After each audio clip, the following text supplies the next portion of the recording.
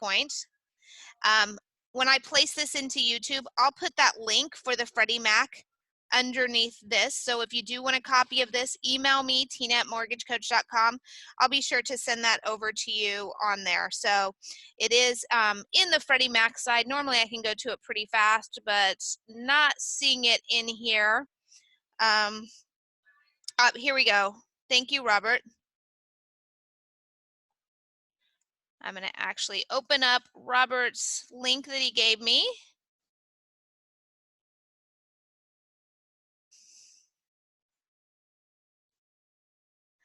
So it's super tiny. I don't know which one to use. Housing market outlet. Let's see if we can make it a little bigger. End of 2021, we're looking at 30-year percent, 3.9. So it's looking pretty stable. Total home sales. Nope, that doesn't have the interest rate on that one. Let's see if it's on this one. Forecast snapshot, 30-year percentage. Yeah, that one doesn't have the actual interest rate, but we'll find it in there somewhere and I will link it on there. Sarah, I am not sure what PMMS is. So I have not originated for quite a few years. Let's look up PMMS mortgage.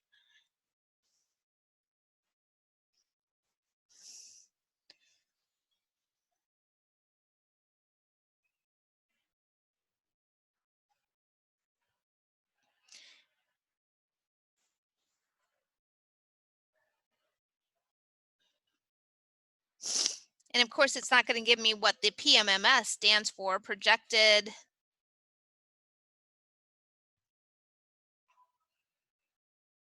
weekly and monthly mortgage rate data. So I'm guessing projected mortgage market rate. Primary mortgage market survey. So it's the rate. So it would be that PMMS one. So they're projecting, actually, it's going to go down by 2021 to 3.8. So let's hope that the market stays like that and we can keep it low. So let's even use that 3.8.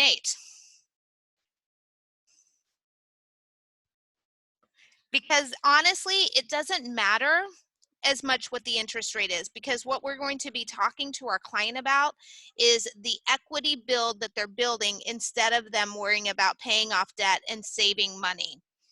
So I would go through, I would then take off my mortgage insurance. So I'm going to that monthly page and simply going to delete my mortgage insurance because now they have 20% down. So they will no longer need that mortgage insurance.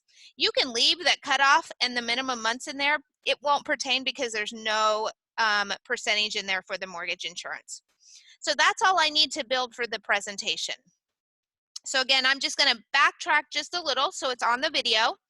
I did a buy now at 3%, copied that 3% and changed it to a 3-year wait, getting the client's buy-in on where the price will be at and the interest rate might be at projected 3 years down the line. Now in the analysis window, I'm going to use that property appreciation rate that is real for our area because we're talking a smaller time frame. So I really want my client to see that impact of the equity growth probability.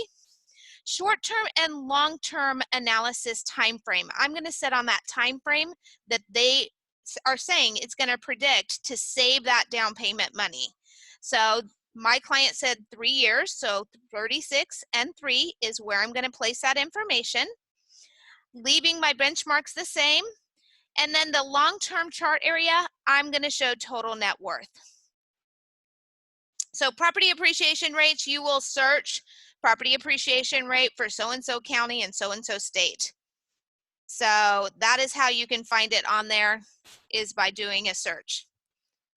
Clicking on my next window, this is nothing to do here. I'm going to scroll all the way down, click on preview, add my quote dates. Again, protect yourself all the time and click on my preview. Now that I'm in the actual preview, things that I'm going to highlight. cash to close. I'm going to focus on that cash to close. This cash to close, of course, is higher because of that 20%. In that more information window, I'm also going to highlight that mortgage insurance because I will have a conversation after I talk about equity to my client about the mortgage insurance. And in my closing cost window, again, we're going to go in on that down payment because that's going to be the biggest impact for my client is that down payment difference. Now, when I start talking to my client, and I'm going to put this side by side so you guys can see, and this is one of the ones, no matter who the client is, I'm doing a side by side comparison. I don't want it up and down straight. I want it side by side so they can really see the impact. I'm going to start by saying, okay, so if you buy today, your payment is going to be $1,616, which we've already checked. It's within your DTI. You're good to go there. And you have that $13,000 in savings plus your reserves. So you're able to buy today based on this scenario. The question is it going to be worth it for you to buy today or for you to save for 20% and you to buy later on with that $1,330 payment? So at this point, we could increase that home price even more because your debt to income ratio is more in place. So you could buy a bigger house at that time. But what's going to happen in that 3 years? That's the question. You could lose your job. You could come into money and be able to buy a better house. Like there's so many things that could happen in those 3 years that we can't predict. But what we do know is about today. So buying today, here's where you would be at. And the only graph that's really going to come into play is this one, that net worth in 3 years. Now, here is where a lot of loan officers struggle. This one is buy today. So if you buy today in 3 years, you're going to have $60,000 in equity versus you trying to come up with that extra $46,000 in order to have your down payment. Now, yes, this does say 106,000. I completely understand where you're coming from, but this is equity that you would have in 6 years because remember you have that 3-year wait. So you would have to wait 3 years here plus that 3-year wait. So this would be your 6-year equity. Is everyone with me here? Any questions? You can raise your hand or you can drop it in that chat if you're not with me at this point, because this is the sticking point on the cost of waiting. Okay, let's go over it again. So cash to close is right here. Absolutely, you could add and make it a rent versus own, Robert. So cash to close is right here, and they're paying $46,000 more. That's what they have to save, is $46,000 to buy in 3 years. And that's if they're buying it at this amount. If they want to increase their house value, they're going to have to come in with even more cash. So, but to buy the same house, here's where we're looking. In this graph, this is 3 years. However, because this is wait for 3 years to purchase, this is in 6 years. So 3 years, they'll have $60,000. But if they buy this house in 6 years, they would have $106,000 in equity. The question is, what would they have here in 6 years? So if I take that and go over here to my analysis area, I can quickly change it to 6 years. Click on that next. So when it does push over, you're going to have still an extra $14,000 in equity if you purchase this in 6 years. Now this is 6 years. Remember, this is 3 years past. This is 9 years now.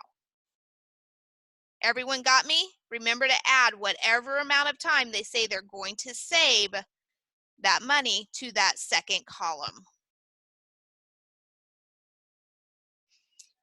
So let's add that rent on here. I'm just going to switch this over to a rent versus own really quick so we can see that rent versus own.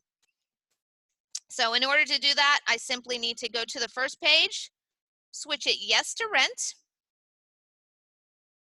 And then on my assumptions, I'm going to go in there and I'm going to put in the rent. Let's say they're paying $18,000 in rent. It's close to the payment amount. And in most areas, in many areas now, rent is higher than the house payment. I'm going to put my rent increase, 3% is pretty much an average. I don't need to put anything else in, but if I did like rental insurance, that's going to be placed with your property, with your hazard insurance. So I could add that as well. That's going to add that to the rent cost because we do have that hazard insurance added to the PITI payment of there. So I can add that in there. And other rental expenses. This is, are they renting a washer and dryer, a garage? Is there a monthly pet fee? Anything of that sort. If they are, you want to add that in because as soon as they move, they don't have those costs. Aren't you double counting the equity? I'm not sure what you mean on double counting the equity, Sarah. I'm going to unmute you. You can unmute yourself. Okay, can you guys hear me? Yes, we can. Yes, we can. Okay, so here's what I'm struggling with. So the figure for the purchase price that you listed originally, can you go back to that? Okay, so, and then can you move that so that I can, so don't see that yet. Okay, so,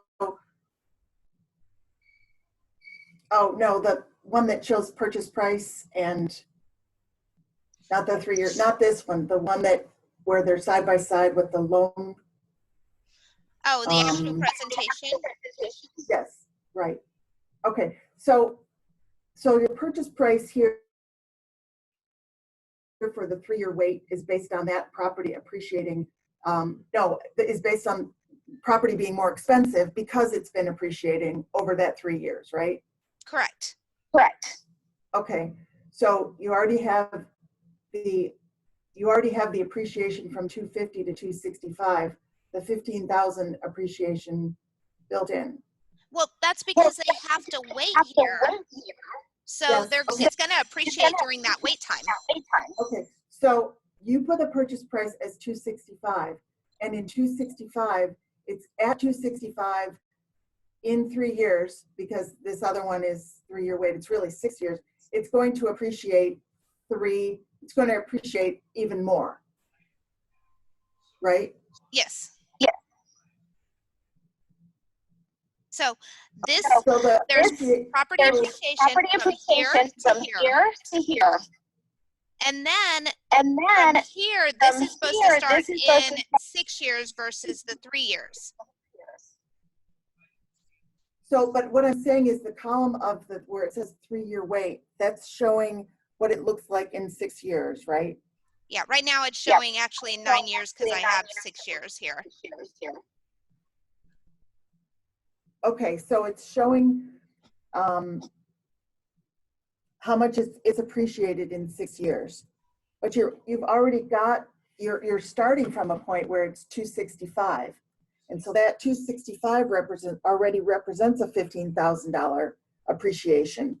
So you're appreciating from the point of 265 at your percentage in 3 years, how much that's going to be more, but you're also including the appreciation that was built in to the property, bringing it to 265 from 250. Yes. So if you look at it this way, from here to here, there's property appreciation. That's 3 years. I'm not taking that 3 years into consideration here. This is 9 years after the fact because I have that 3 years plus the 6 years to give me 9 years. Okay, so what's the property appreciation on the house that you're buying today after 9 years? So I would have to go back in and change it to 9 years to reflect that new appreciation. Okay, and then you're comparing apples to apples. So what does that look like? I actually went into a different presentation to change it to a rent versus own, so I can't just do it right now. I can come back to that after I'm done with this. Okay. Okay. So I've added in the rent. Now when I go to my analysis screen, there's new choices here. Because I am not using any tax benefit, I'm going to leave it on rent versus principal paid. And this is total principal paid. Again, I like having that net worth. So Here is your total rent. I'm going to now go in and open this up in our preview screen so we can see this one side by side. Actually, let me make sure in that analysis screen I'm on 3 and 3.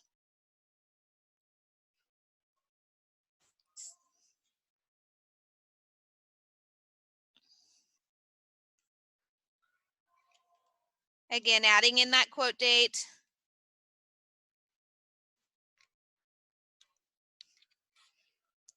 And we're going to do side by side. Okay, so now that we're in here, we can go in and show it compared to rent. So here's how much money that would be dumped into rent. And this is how much money that is applied towards principal in order to build up their equity. We know that renting, they're not going to build any equity. But in 3 years, they're going to have $60,000 here. And in 6 years, they're going to have $106,000 here. Now, if I want to show, and this is where that comes in, Sarah, that you were talking about. Remember, this is 6 years. It's 3 years. I put it at that 265 amount to have that first 3 years of property appreciation. Then I added that second 3 years of property appreciation. So there's a total of 6 years here of property appreciation of $106,000. I can go in and change it in my presentation analysis screen here to show that 6-year time frame. So instead of the $106,000, this one is $120,000 in 6 years. So they have an extra $14,000 in equity that they would not have in here. They would only have that $106,000 at the year 6. Does that make sense? Go ahead, Sarah. Can you guys hear me? Yes. Okay, so as far as rent goes, so it's not just today's rent. The fact is the rent is going to keep going up every year. So how do you account for that? Because this is based on their rent being the same over, you know, whatever time horizon you're listing. It does take in there. Okay, I see it. Yep. Okay, cool, thanks. Okay, I didn't see that. Yep, no problem. Okay, any questions on this scenario or any other thing that you guys would like me to go in deeper on it?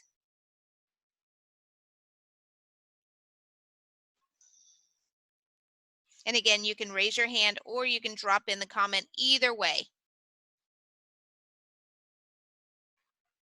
Looks like we're good on that. So I did have a question about, well, it doesn't, because when you look at this, and I'm going back to the one without rent, when you look at this, they're working on saving up money here. They have to save $46,000 in that 3-year wait. Why would you want to be saving $46,000 when you could be earning, and this one was $64,000, I think, when you could be earning $64,000 of equity in your pocket? Like, I'm building net worth here. I'm throwing money away that 3 years if I purchase here, because not only am I trying to save, I'm not building equity. So there is no way that it is a better option to wait for 3 years based on the scenario of, you know, I'm building equity. I wouldn't have that equity. In 3 years, I have $120 if I buy now. Yes. No, this would be actually 9 years because this is at 6 years. In this one, you would have no equity in 3 years. You would actually be trying to save and penny pinch and eat ramen. So, you know, when you're doing that, it's not as fun as when you're living in a home and you actually can build that equity in and have some net worth at the end of that 3 years. Does that make more sense now?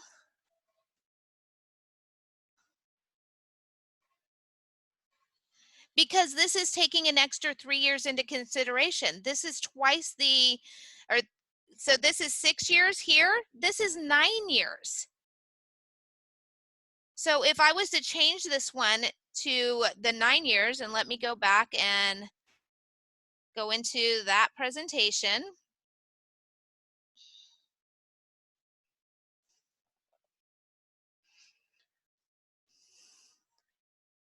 So if I go into 9 years, and we can look at it right here.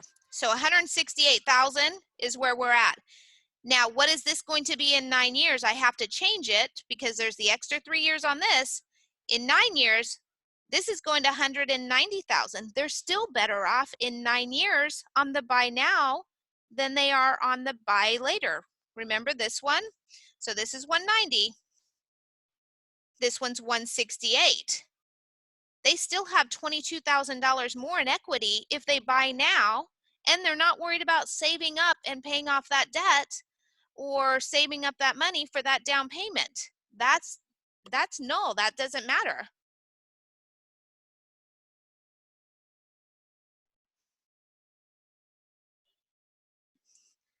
Okay, I'm trying to think of how I can, because this is 3 years later after this one. This one is, I'm going to take it back to the 3 years.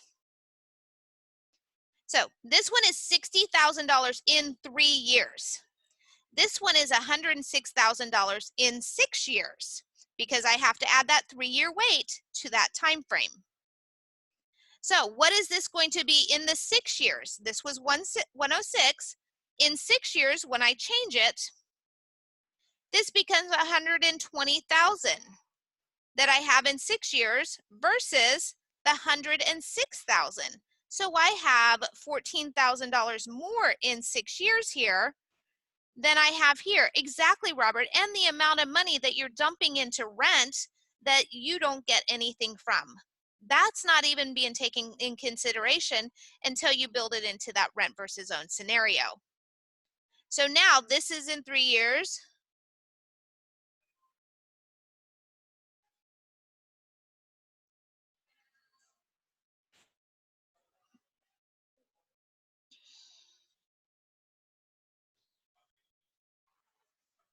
So are we on the same page yet? You always have to add. If my client said it's going to take them 4 years to save up this money instead of the 3 years, then I would start off with the 4 year here, 48 and 4. So now I'm talking 4 years here, and this one would be 8 years because I had 4 years of waiting plus our current 4 years. So in 4 years, they have $80,000. They have $126,000 here, but if I wanted this in 8 years, so it's equal to this, I have to change here to 8 years. So 126,000 would be 166,000 here. So I would rather have 166,000 in equity than 124,000 in equity, and I didn't dump that money into rent that is higher than both of them.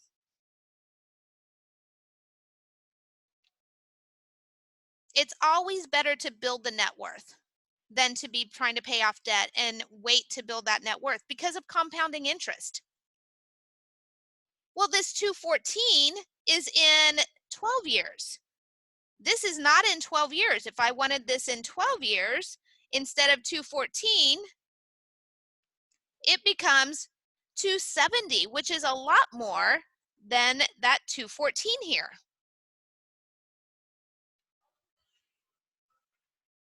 You always have to add whatever time frame they're saying it's going to take them to save that money. You've got to add those extra years on because this is a projection of that time frame plus the time frame that you're showing up here.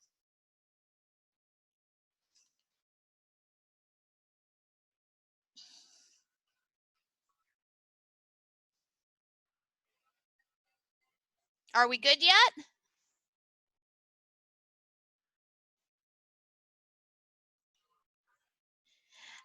Jonathan, you cannot co-brand a rent versus own, and there's no way to build in a rent versus own on the open house flyer, unfortunately.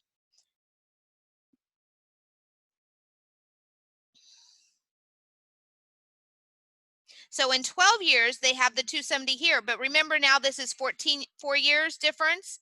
So this would be 16 years, they would have the 321.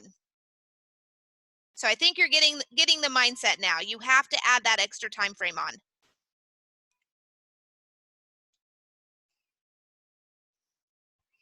However long they need to wait, you got to add that to that second column for this plus their wait time. Because I changed it to 4 years over here when I was showing.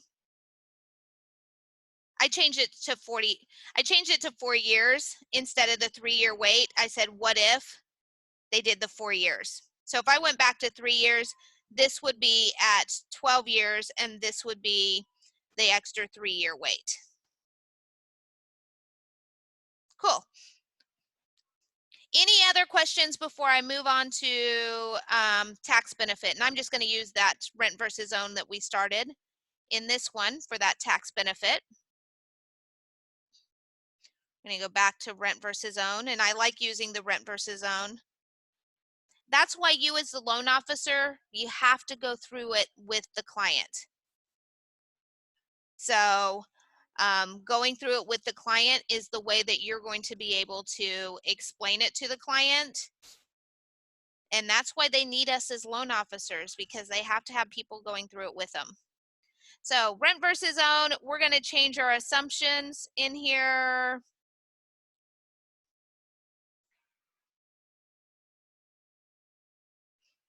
And that is another option. That money that they were saving, now they can dump it into the into investment and show investing their rent, that the difference in the rent versus their difference in their payment.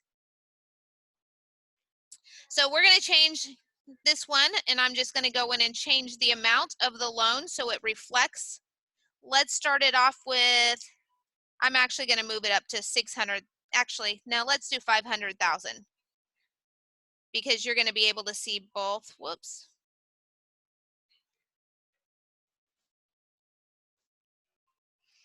You're going to be able to see how it comes into play when there is a tax benefit versus how it's going to come into play if there's no tax benefit.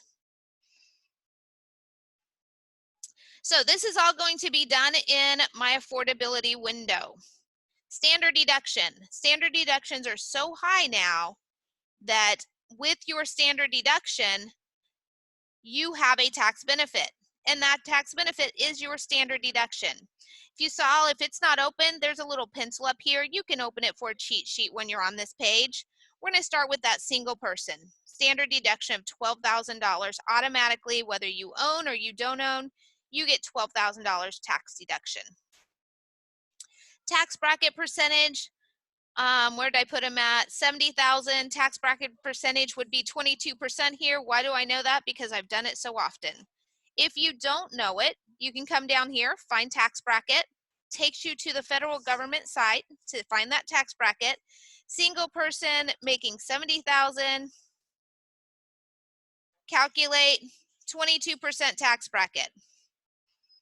So you would want to then take that number and place it in your tax bracket percentage.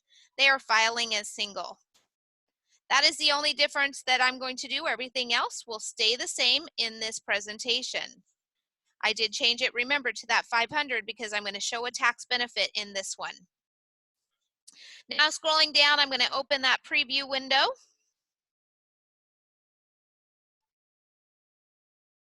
I actually want to do side by side. And let's go into my analysis page. Now, because I'm showing tax brackets, whenever you file taxes, it's always for the year previous. So when we're filing in 2020, we're filing taxes for 2019. So if they have those tax forms back and they've already ran their taxes for 2019, then I would use 2019. Now, if they have not done their taxes yet for 2019 and the tax form that you collected to push the loan through was for 2018, use the 2018.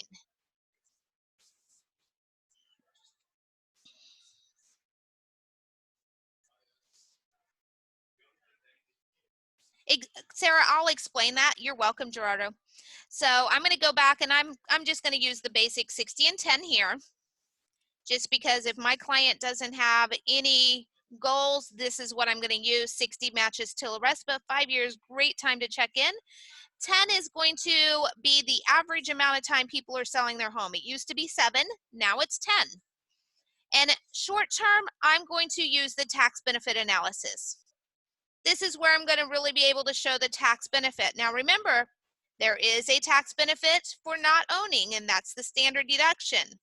How these windows are, or how this window is determined, is you take the standard deduction divided by 12, which is how many months in a year, multiplied times their tax bracket, in this case 22%. That's where I got my 1320. Then I multiplied it times that short-term time frame of 5 years, so 60 months. Again, standard deduction divided by how many months in a year, multiplied times 22%, then multiplied times the time frame, which in my case is 5 years. Tax bracket here, how it's determined. Interest on the home divided by 12, multiplied times the tax bracket. Then multiplied times the time frame. So one more time. Interest of the home divided by 12, multiplied times their tax bracket, in this case 22, and then multiplied times the time frame, which is 60 months. That's where I come up with these numbers. And then on this one, I can show any of these based on what the client's goals are. Let's go ahead and open this presentation up. While I'm doing that, any questions on how I got my tax benefit? If so, I can go through it when I'm on this page.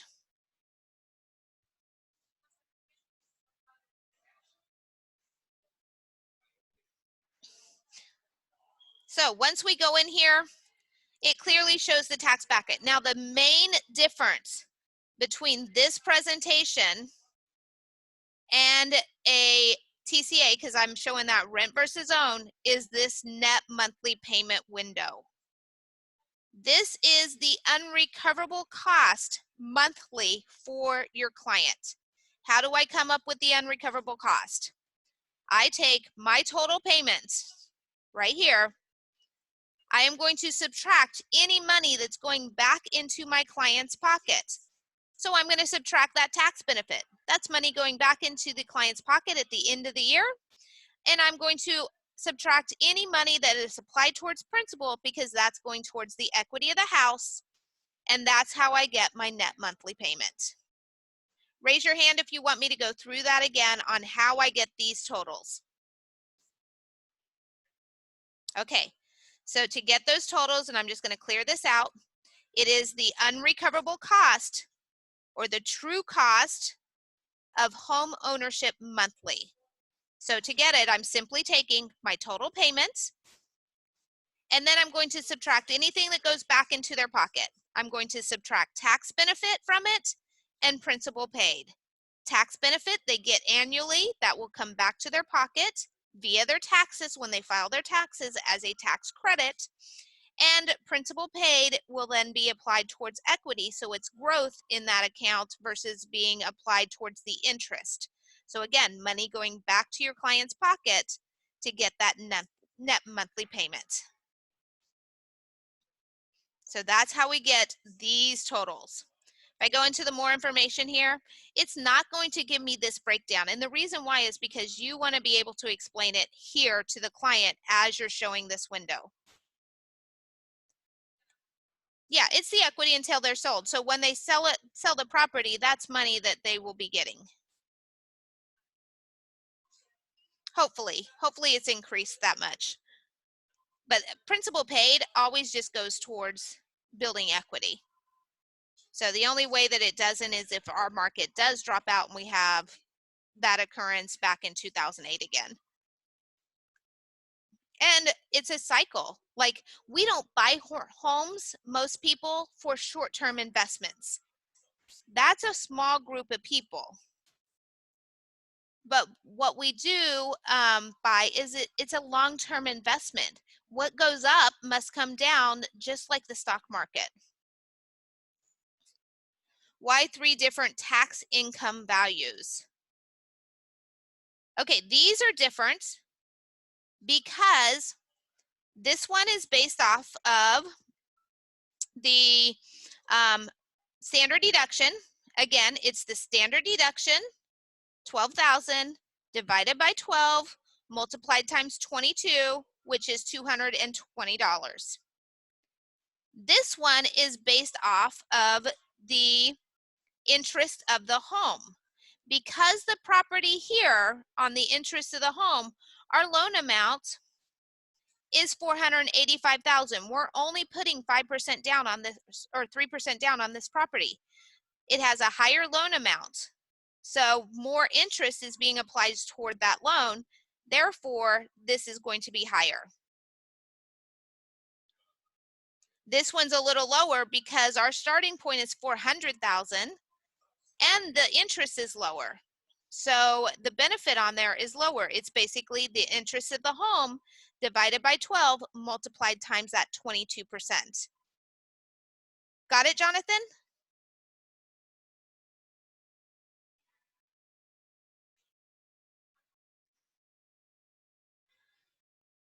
Perfect. So when I talk to the client on this presentation, tax benefit, again, is that what I have said, the deduction amount, whether it's the interest of the home or their standard tax deduction, and then divided by 12, multiplied times the tax bracket percentage. So in the short term, like 1 year, there is only more money in their pocket by the difference in the taxes which they must be paying. So in this window, this is our short-term window. This is taking into consideration just the total amount of tax benefit they have over that 5-year period. So and that's that equation I've been saying. So over 5 years, now we could move this to 1 year to show that 1 year tax benefit. Let's go ahead and do that so we can talk about it. So I'm just going to put 12 months in there to make it 1 year. So in 1 year, here is their tax benefit. So in the net monthly payments, it is money in their pocket by the difference in the taxes. So in this window, it is the total payment. It is the true cost of owning a home. Anything that comes back to the client, whether it's in the future or it's at the end of the year, is subtracted from the total payment. So you have the total payments here. Perfect. Okay, so we're going to move over to tax benefit analysis. Anyone have any other questions on this? It is basically that 12, the total divided by 12, multiplied times 22, then multiplied times how many months you have up here. And then net worth, of course, is net worth. So we have 0 net worth here, and here we do have net worth based on the property. And this is in 10-year time frame. So what happens if we have no tax benefit? I'm going to move, I'm going to move the tax benefit information to a couple, $24,000. And let's say they're at 33%. So by moving that, it's going to change my tax benefit. And what you see here on my tax benefit line, let me clear out all of these. What you see on my tax benefit line is it's all equal. The reason that it is all equal, it is because the standard deduction is higher than the interest divided by 12 multiplied times the 33% tax bracket. So there's no true tax benefit based on the interest of the home alone. So there's no true tax benefit here because that standard deduction is higher than the tax benefit of the interest of the home. But this is a great spot to have a conversation with the client. And in this case, I'm not going to show this window. I'm actually going to change my analysis sheet so I can go in and I'm just going to show the rent versus principal paid in that window, because that's going to be more useful to my clients to see this than to see this doubled. But I can have a conversation with my client. And that conversation would simply be, you know what, today we have a great standard deduction and it's really high. And based on purchasing at 500,000, you and your spouse, you're not going to get a tax benefit based on that amount, based on the interest of the home alone. But I'm not a tax advisor. I can't give you the full picture. I can only talk about that aspect of how it's impacting you on the house interest. Is it okay if we have a three-way conversation with your tax advisor, your financial advisor, or whoever it is who would help you with this decision?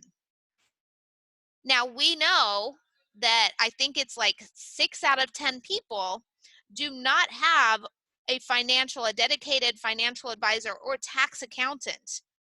So what is this for you? This is an opportunity for a referral for you. So make sure you do have a couple dedicated people that you can refer to. And then you say, is it okay if, since you don't have one, I do have someone I trust? So can they give you a free consultation? There's no requirement for you to use them in the future, just so you can get in there and you can have that conversation with them to make sure that you understand the impact of purchasing the house on your taxes. So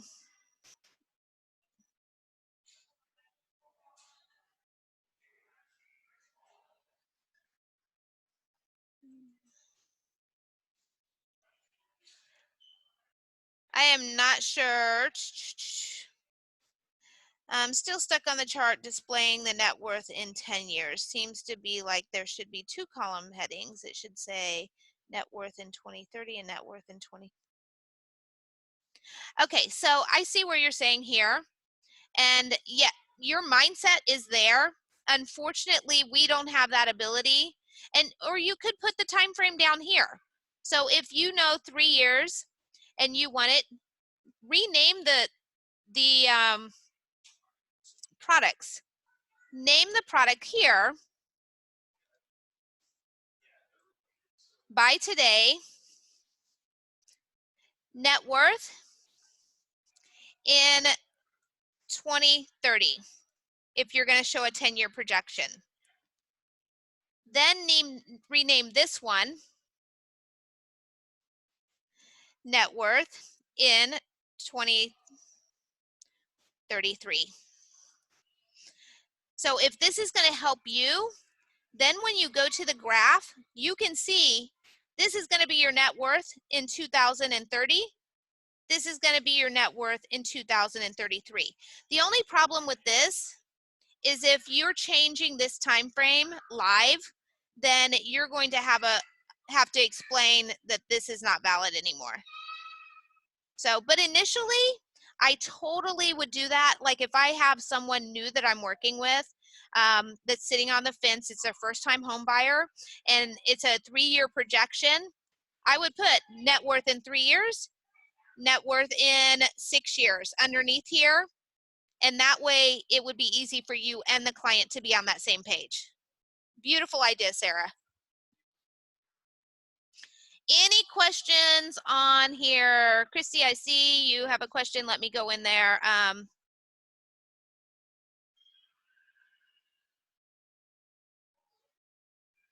The first loan option and the second loan option, but the loan amount is different. Okay, I'm going to go into that presentation. So let me copy and paste that link for you.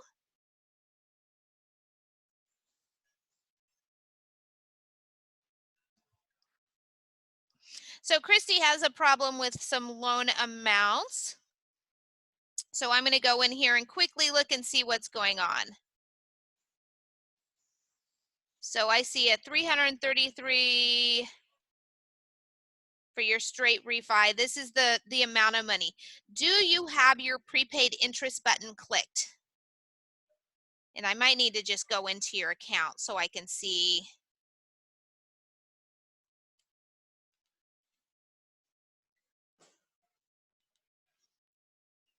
Okay. Can I jump into your account, Christy? Would that be okay with you? Thanks, Sarah. Perfect. So I'm going to jump into Christy's account so we can see what's going on with hers.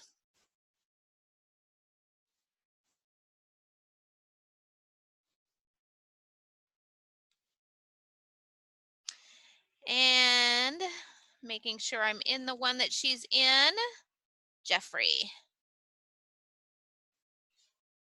Okay, can you hop out of the accounts because it won't let us both in at the same time?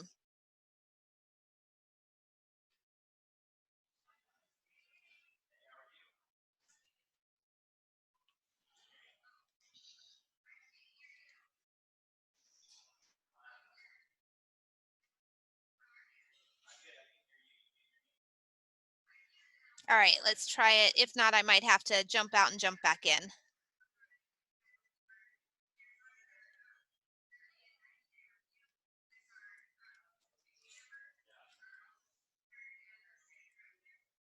And I'm just going to go through process of procedure to make sure that you did it the way that you should be doing a refinance to start with.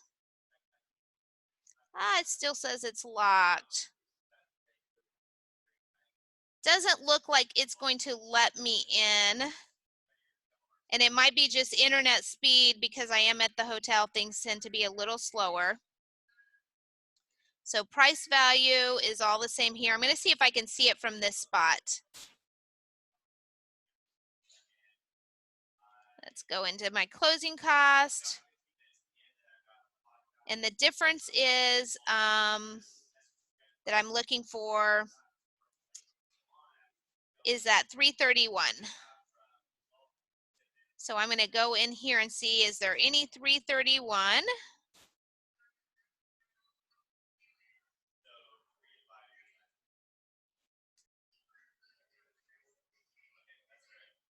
Okay, yep, I'll try one more time.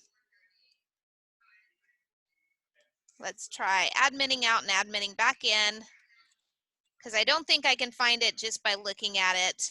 It has to be something in the back end and possibly just a process of procedure thing, because refinances are very particular in the process of procedure.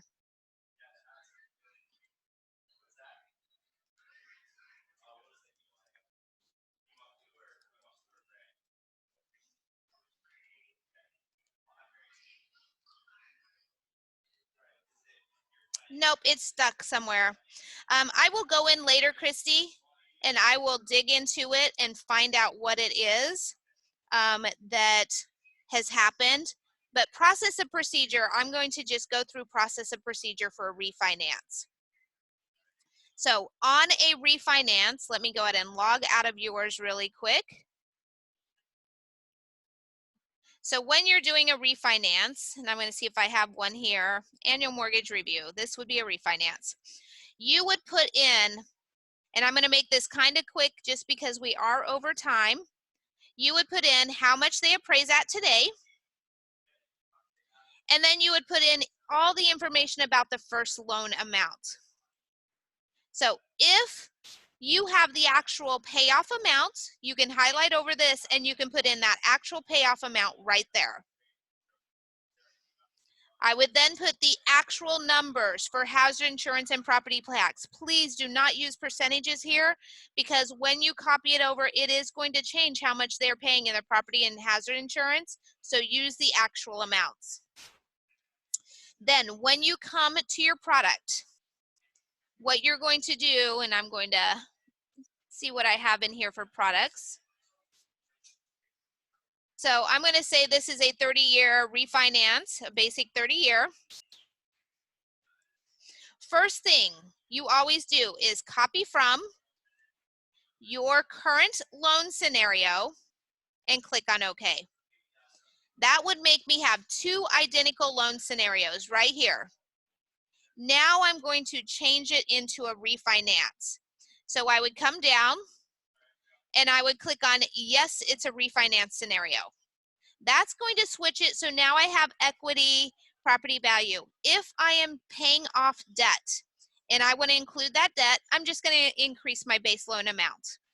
That's going to give them cash back, and you'll see cash to close changes to the words cash back.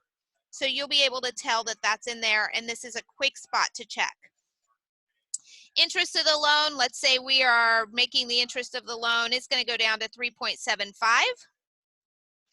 I then go in and add in my closing cost. So here I'm going to add in, and I have no idea. I actually need to revamp these because I have crazy things in here. I'm just going to drop in one that has fees in it. So I would verify, of course, make sure everything in here is the way I want it, and then I would apply it to the loan.